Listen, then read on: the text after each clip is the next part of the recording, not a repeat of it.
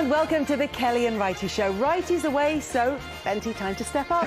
I'll try my best as we talk two huge matches this weekend with the two title challengers going head-to-head, as well as the North London derby. We'll also be talking teams that have gone under the radar, for better or for worse, in the company of Darren Lewis and Tim Sherwood. But we start with the European champions who faced the team they beat to earn that status. Thomas Tuchel earned plaudits for the way his team beat Spurs last weekend. Let's hear what he made of it. Actually, we did not change the system, but that's maybe the whole point. It seems like we changed the system, but we just played the system with more belief, with more energy, with more quality, sharper. It was simply too sloppy, not sharp enough. We relied only on our skillful play in the first half, but I had the feeling that we forgot to bring the right attitude and energy to this game. So there were already individual performances that were on a high level, for example Thiago or for example Kepa, but as a team we allowed too many chances. We had way too easy ball losses, not enough ball possession, and we had the feeling that every duel, every 50-50 duel goes against us. So this had to change, and if you have N'Golo on the bench and you want to step up in exactly these patterns of the game, it's the best player to bring because he's unique and he can change any momentum.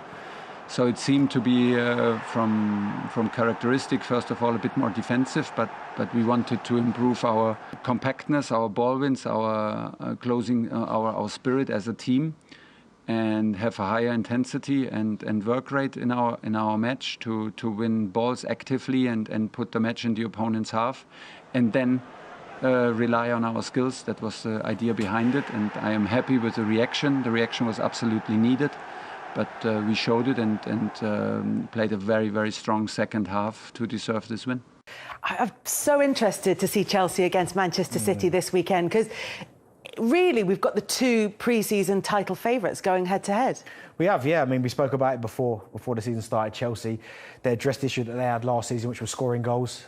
We certainly thought that if they could get that final piece of the jigsaw, they'd be in with a title chance. They went and signed Lukaku for record money. He's proven to be the right signing.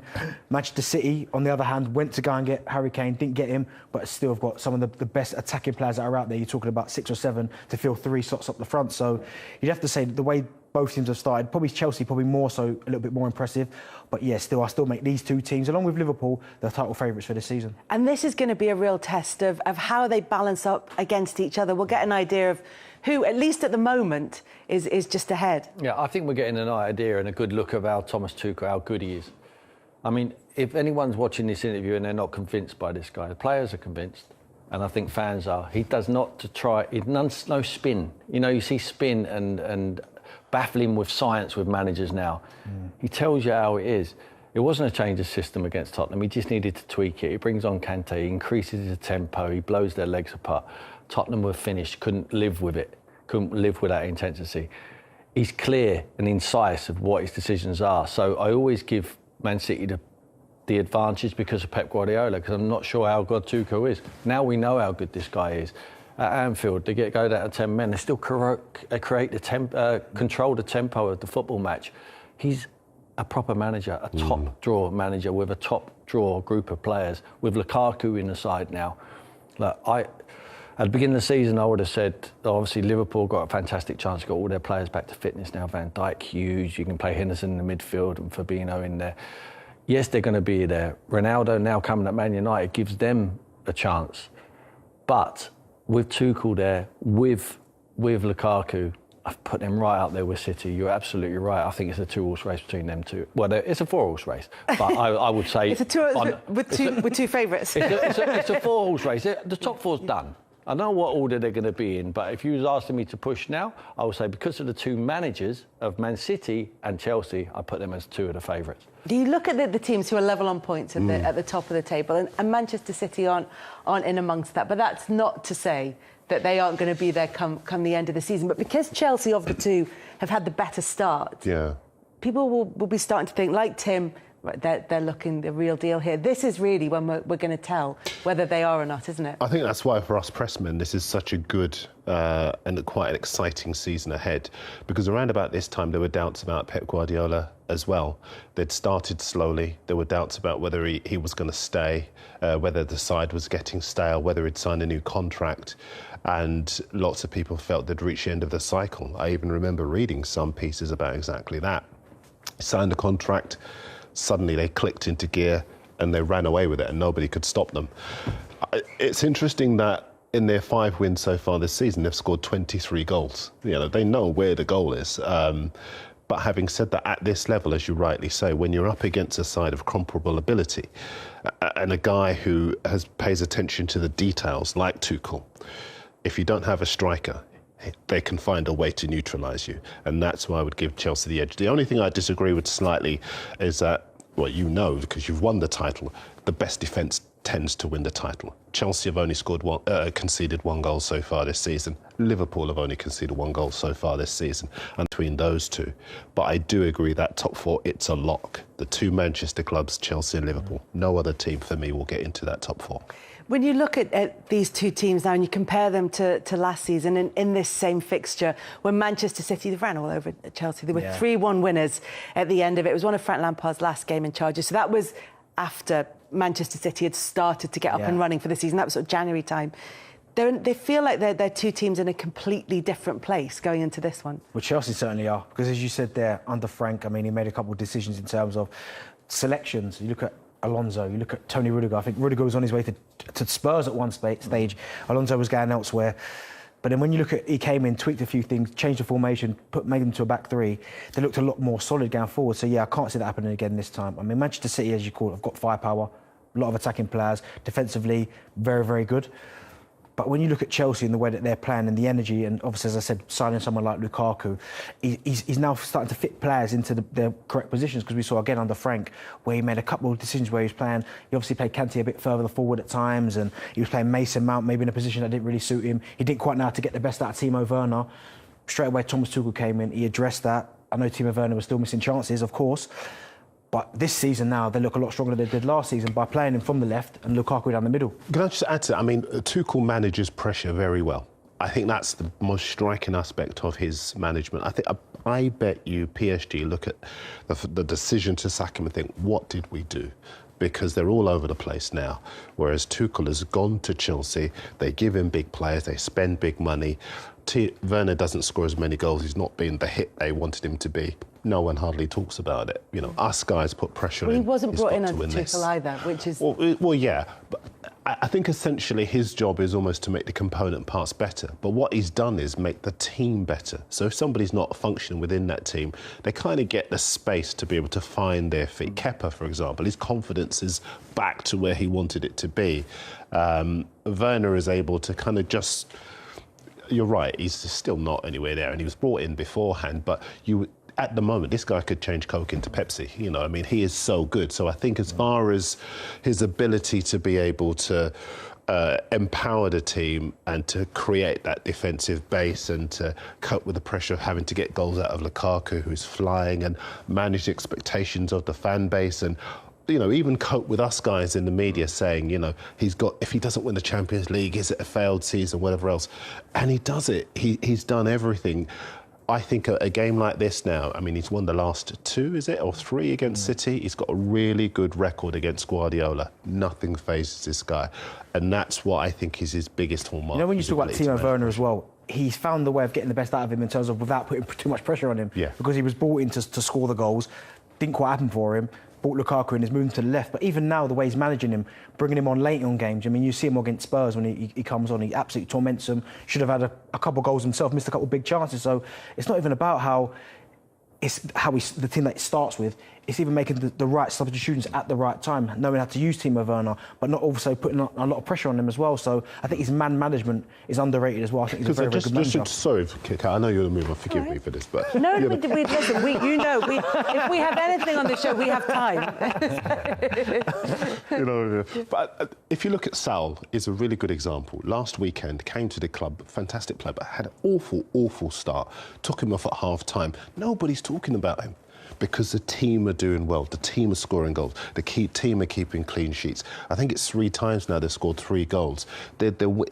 Last weekend against Spurs, as you were saying, if they were a racehorse, the further away they go, the further away they pull away, because they are just a class above. And that's all down to Tuchel. So you get the opportunity, these guys know far more than me, to be able to find your feet within a team that's winning and doing well than you do within a team that's struggling. Because when you're struggling, us guys in the media say, yeah, he's not getting the best out of Werner, not getting the best out of Sal, not getting the best out of this person or that person. But at the moment, because he's doing well, all those individual players are getting the time to find their feet. How many players, I mean, the key component for any manager at Chelsea is managing the ones who are not playing. We don't even hear about the ones who are not playing. Not even talking about them, because how would you feel Darren knocking on his door and saying, why am I not getting in the team? You know you're going to get a straight answer. You know, he's not going to give you any planner. He's going to say, listen, you're not playing because he's better than you at the moment. As long as you continue to train hard, when you get the shirt, it's up to him to get it off you. Easy. As a player, it's honesty. You know what to expect. I think it's a waste of time them knocking on his door saying, why am I not playing? Helps when the team wins every week, but he's got all the answers at the moment. He can just tweak his formations. Darren's absolutely right. When Frank, it was glaringly obvious, needed to play 3 at the back. It suited more of the squad, what he had. Rudiger's just a giant now at the back there. I mean, it's, Thiago Silva in with him, Christensen, who was getting bombed out, back in the fold. He's still got academy kids coming through there. Mason Mount's still playing there. You know, like Gilmore's had to go on loan to Norwich, which would be a good experience for him. Jorginho was unhappy as well, wasn't he? Yeah, there's so many of them. Alonso, you know, he's incredible. And the pressure, I mean, Kai Havertz hasn't done it. I mean, he's a big reputation. We're talking about Timo Werner. Kai Havertz hasn't done it.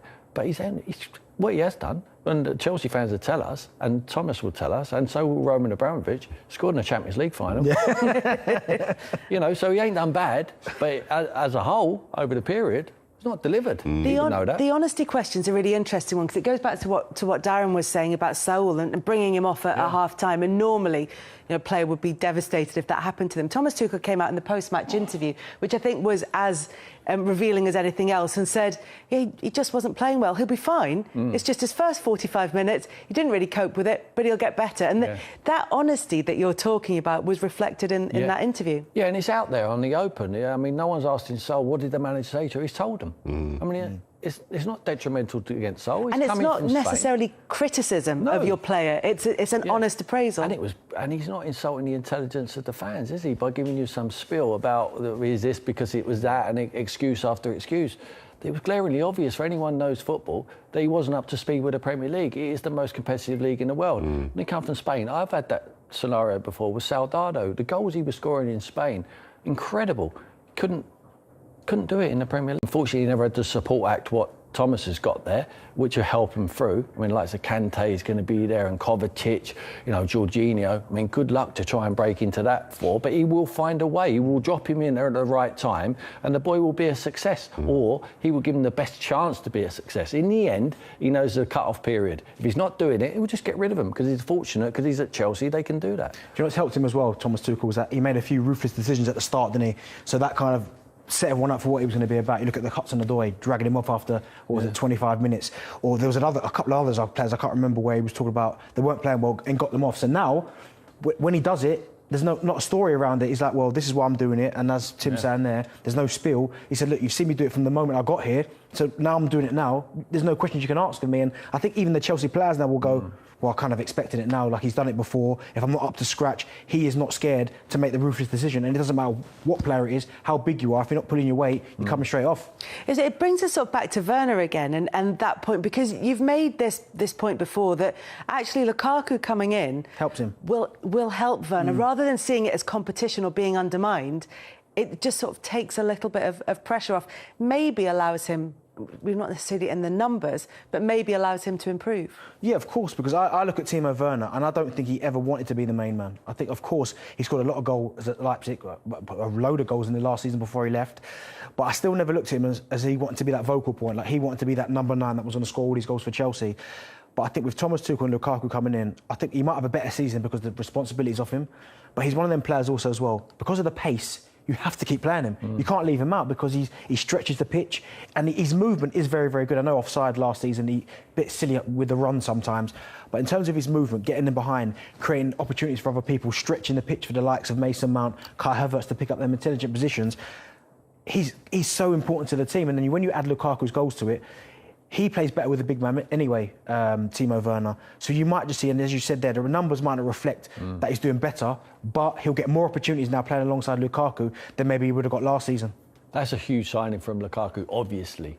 But Roman Abramovich is not giving him that money if he doesn't trust him as a manager. He's come in there, he changed around their fortunes, he won the Champions League, he said, I've got my man here. What do you need? I need Lukaku. Can we win the Premier League if we get Lukaku? Yes, we can. Exactly what Liverpool did when they were convinced about Jurgen Klopp. We go and get Alisson, we go and get Van Dijk, fix their problem. Their problem at Chelsea... It took him a couple of years to earn that trust, though. But you earn the trust. Thomas Tuchel's had it from the get-go. There's a lot of managers, and we'll talk about them later in the show, where the owners and the directors do not trust the manager, so they keep giving them the 20 million player, the 30 million pound player. They're not going to get... There's no resale value on Lukaku, none whatsoever. Can he deliver us the Premier League? Absolutely. Get him in. But that's the difference between spending £90 million on, I don't know, a player that is a glamour player, that is a kind of a publicity signing, a celebrity signing, if you like, and looking at your squad and saying, this is what we need to make it better, this is how much money we've got available to spend, and it's the right player. And then suddenly, the money doesn't look frivolous. It looks well spent. Well, let's look at Alisson. Look at Alisson and Van Dijk. How much would you sell them for tomorrow? I mean, a lot more money. Or you could compare Alisson with Kepa, if we're talking Chelsea, when they went out and broke the record just after Alisson had been the record-breaking goal keeper fee, whatever. Throw those words up in the air. See where they land. You know what I mean. But Kepa, Chelsea went out and broke the record the next day, I think it was. But it didn't work out for him. So suddenly Alisson looks like money well spent and Kepa looks like, not so much now, but money wasted. Yeah, money wasted. But with the owner of what they got at Chelsea there now, if they're winning trophies, he doesn't think anything's a waste. Up to the man, I mean, you see Kepa comes in against Tottenham, plays last night in the Carabao Cup. I mean, when they're kissing and cuddling on the pitch, the manager and him, I mean, he's totally left him out. Left him out, but he still has that relationship, a professional relationship. Is that hard to do? Absolutely, because some of them will throw their toys out the pram. I think it's easier if you're honest, and 100% he's honest. I mean, he's had a good rehearsal at it with the Galacticos. He was at PSG. I mean, he's at a club full of superstars, so he knows he cannot all play. So he's had to learn how to deal with it. Where when he was at Dortmund, he would have had a team full of players. He probably had a basic squad, and there was some superstars in there, and the ones who didn't play were expected not to play. They all expect to play. They're all world-class international players at Chelsea and at PSG, so it's difficult to control, and he's learned how to do it brilliantly. There's a really interesting managerial comparison here, because you've got Thomas Tuchel, who's gone into Chelsea, made small tweaks really to start with, won the Champions League and finished inside the top four, then has gone on the next season with the addition of an expensive centre-forward and looks like he's in serious challenge for the Premier League title. And then Pep Guardiola, who went in and had success with Manchester City, but it felt like the club was sort of building for him, or was being built for him. How do you compare them as managers? I think they're very different in styles, and they're different in characters as well. I think Pep's very honest behind closed doors. I think Thomas is very honest to everyone. He comes and talks. I mean, Pep could do without talking to the media, really. And he says he's got a script in front of the press. He has to do the duty, and he does it. But when he's talking to the players, I think he's very honest as well. But I also think that you can get on the wrong side of Pep, and I think he's not afraid of burning bridges because he's got the players and he can discard them. I think Thomas is a little bit different. Unless they was really, really unprofessional, I don't think he would burn a bridge with a player. He would try and keep a happy medium with him. That's really interesting. I mean, if you look at Pep at City, Sane burnt his bridge with, sold him to Bayern Munich. Aguero, at the end of the season, he was gushing about Aguero. And then Aguero's dad came out and said, actually, no, the relationship ain't great. Yaya was another one, wasn't he? You said about him. Yaya Toure as well, not very disparaging about him. I think they've tried to make it up since, or at least Yaya has. But there are a number of players, as you say, where Pep said one thing, but the truth has been very different. And that has come from the player or people around the player. Whereas with Tuchel, Tuchel is very honest and open about his relationships with some players, other players. If he can't, you know, that old thing, if you can't say something nice, just don't say anything at all. You know, well, that's very Tuchel. But for example, Tammy Abraham, he just didn't have a place for him in the side. And so he didn't make any kind of pretense about the fact that Abraham was still in his plans. He just said, we're trying to find solutions for him. And there is a clarity about the way he manages that leaves everybody in no doubt about where they stand. For us as media guys, it's fantastic because it's very refreshing to deal with somebody like that. For you guys as players, I would imagine it's fantastic. Yeah. And they're both, they're contrasting styles, but they're both right. They're both correct styles. There's no right or wrong. Because the reason why there's no right or wrong, because they deliver trophies. So what they do, when you win as a football manager, everything you do is right. Yeah, but when you don't win. When you don't win, you come under criticism. Yeah. Yeah, and you've got to expect that. And Pep's no stranger to criticism. Yeah. He knows, because he puts that pressure on himself. And Tuchel will come in. I mean, he's done nothing wrong at the moment. I mean, it's been plain sailing for Tuchel. Yeah. And it's easy. When you come in initially and you start winning, you're in the Champions League. Listen, you could say to the players, I want you to stand over there on your head for 10 minutes. They're going to do it. They're listening to you all of the time. You know, you're the man who's bringing silverware to the club. He's next. He needs to win the Premier League. And Roman Abramovich, he'd be under no illusions, Thomas Tuchel. I brought Lukaku into you. I've given you everything you need. You need to deliver me that trophy. That domestic trophy is what I know. And Pep will be under the same pressure to win the Champions League. When you look at Thomas Tuchel at the end of last season, though, there were whispers at the end of the season when they just about got into the top four. They lost the FA Cup final, weren't playing particularly well. People were saying, fine margins, yeah. If he starts off this season badly, he might be out of a job. Obviously, it helps that he goes on and wins the Champions League. But it helps anyone, that, doesn't it? I mean, it plays over all the cracks. But as I said, going to that club, Chelsea, I mean, where they've had so many managers, and Roman Abramovich is ruthless. You'd have to say he is ruthless. But I think it's one of the most obvious jobs as well, in terms of you know exactly what to do when you get there. Like, if you deliver trophies and you do well, then you'll stay. But quite obviously, if you don't deliver the trophies or results, you'll be straight out. So it's quite straight. At least it's straight down the middle, and you know what you're getting yourself into. Yeah, it sounds like that sort of clarity seems like a perfect match, actually, between Chelsea and Thomas Tuchel. Although previously his rows haven't been necessarily with players; they have been with hierarchy, and that's what we've sort of seen from him before. Let's sort of talk a bit more about Manchester City, because since Pep Guardiola has come in, obviously it's all been based on this. Look, the defence has been really good, but it's all been based, and when we think of Manchester City, we think about that great attacking football, we think about the goals, we think about the sort of beautiful side of the game, but they don't have a number 9. And he did want a number 9. So this isn't about saying, oh, Pep Guardiola is wrong for playing a certain way or playing with a false 9 or whatever you want to call it. It's just asking the question of, if he wanted one, are they going to miss out on having one this season, do you think? Well, it looks like it. I mean, I know Florentino Torres is kind of filling that void at the minute. But I think, as I said, when you've got that many attacking options in them front areas where they pop up all over the place, they're unpredictable to play against, I think they're going to cause a lot of teams problems. But on the flip side, they might have a few more results like the Southampton, where games are really tight, they can't really open them up, and you need that centre-forward's instinct to be in there where it hurts, in that 6-yard box, just to finish it off. But I just think with the quality that they've got, they'll always find a way. But it might be results like the Southampton, or games that are that tight where you haven't got that centre-forward, where the title's won and lost, because I don't think they can do what they did last season, Manchester City, where they had a really bad start to the season, they then played catch-up, won all them games in a row, and then ultimately walked the league. I think the league's too strong this year. Chelsea are better, United are better, and Liverpool are better.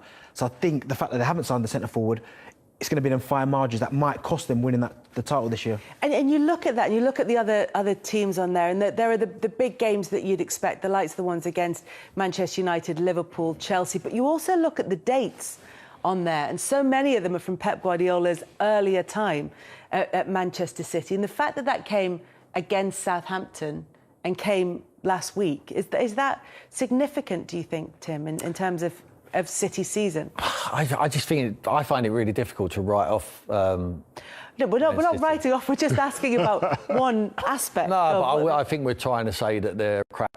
But we're absolutely, they're not, are they? I mean, we know how they're good. Not. They're brilliant, we know how good they are. In the games in which they've won, we don't want to believe what Darren's saying. What Darren's saying, we don't want to believe. We don't want to believe a team can win the Premier League without a centre forward again. I mean, I wouldn't put it past him to be able to do it. He shares the goals around. Look, Foden scores a number of goals last year. He's been out injured, been fit. Gundogan's been out with his injuries as well. They scored a number of goals last year. I agree. He would have wanted a centre forward. I also like the fact that they haven't gone out there and just bought anyone. They targeted a man like Harry Kane. If they couldn't get him, he didn't want to say, well, let's just take him, because he can develop Ferran Torres. We've seen he's pushed Jesus out onto the right-hand side now. He finds a way. And I think we're wrong to look at, oh, that was just last week. We've got to give credit to Southampton for keeping them quiet, sat nice and deep. They couldn't break them down. It happens. Next week, they might win 4 or 5 against Chelsea. Do you know what the thing is, though, Tim? Actually, yeah, maybe sorry. not. I mean, next week. The only thing is, Tim, I think this season, though, you look at last season where they were able to do that. Chelsea are a lot stronger this season, because last season, under Frank, a little bit indifferent. Liverpool had all their players out. They weren't nowhere near as strong. Manchester United look a completely different outfit with Ronaldo. I don't think this season they can afford to play, like, fall behind so far and then just win 22 games in a row and catch others. I think they'll be fourth if they try that. No, I agree. I hope you're right, because we don't want to believe it. Because if he does manage to pull that off, then listen, it depends where Tottenham are by January. He's done it before, and not just at Manchester City. You know, he has done it before without that kind of focal striking. He had Lewandowski at Bayern Munich, but I don't think that was necessarily a kind of ideal position for Pep Guardiola. So it's not, it's not out of the ordinary that he's doing it like this. The reason that I think the question's an interesting one is because they did try to get Harry Kane, and it from everything that you hear, it was something that Pep Guardiola really wanted, which makes you think it's something that Pep Guardiola really needed, and felt that the team really needed, and that might prove to be the difference. Oh, he needed that player, because that player is a make-the-difference player. I mean, he didn't need a centre-forward. Just go and get me a centre-forward. I need Harry Kane. Okay. Because Harry Kane, if they would have got Harry Kane, everyone else might as well, with Lukaku, with Ronaldo, they might as well put the shutters down and gone home. Because Man City, with that quality in forward areas and that defence what they have now with a goalkeeper, with Harry Kane, over. No more bets. Man City would have won the Premier League. I think there's still a chance, depending on where Tottenham are in January, they might get him in January and might give him an injection they need for the back end of the season. But like Darren's saying, hopefully they're not too far behind. Joe, we're going to talk a bit more about Harry Kane when we look ahead to the North London derby. So we will continue that conversation, because I think it's a very interesting one. But look, in terms of this game, in terms of Manchester City, they're a tiny bit off the pace at a very early age, a very early stage, rather, of the season. As Darren said, there's a difference between what they did last season, which was come from quite far behind, and then just go on that incredible run. But it does feel that there are not necessarily fewer margins for error, because it feels like more teams will drop points this season. But it does feel as though it's much tighter at the top. I definitely think it's much tighter. And I actually think there is a smaller margin for error, largely because Liverpool are so defensively strong. They're conceding so few goals, and Chelsea have come flying out of the traps. And in the first press conference of the season, Tuchel was saying to us, we know that we have to start fast. I watched their opening game, and they were very impressive. And as Piliqueta spoke to a few of us afterwards and said, look, we know how good City were last season, and we know how far they won by. So we have to make sure that they are under pressure right from the start. And that's why I don't think City can afford to have too many games where they don't score or they can't get shots on target, because Chelsea will keep winning, and if they can't win, they'll be so defensively strong that they can't be beaten, whereas City do have that capacity to lose the odd game here or there. In this season, you can't do that, because certainly those two, Liverpool and Chelsea, United, they're still they're still defensively fragile, and they can shoot themselves in the foot even though they can score goals, whereas Liverpool and Chelsea, I think there are so many options at their disposal. They made 10 changes for their Carabao Cup team in midweek, and they were still such a wonderful side. Kanté in that midfield with Saul alongside him. I think that City have got it all to do this season to win the league. I just think the teams you're talking about, I mean, Chelsea are so dependent on Lukaku. If they was to lose him, I think they come back to the pack. And Liverpool, obviously, with Van Dijk, lose Van Dijk again, you've got the same old problems. All right, Gomez is fit again now. And obviously Ronaldo, they think it's going to make the difference in the big games for United. So dependent on one player. I don't think Man City are if dependent Liverpool lost on Van one. Dijk, I think they'd be all right. I think they'd be okay, Liverpool. I think they would. Yeah, me too. Konate could come in there. Konate looks a wonderful footballer. Yeah. I think he could slot in there. Gomez is back as well, fit again. Matip is fit again as well. Mane started off really well this season. But I know you want to play against. You want you. Oh yeah, nowhere near Van Dijk. There you go. Listen, we've taken a turn, but we are looking ahead to Chelsea against Manchester City. It's going to be absolutely fascinating this weekend, and we'll be building up to it lots ahead of the game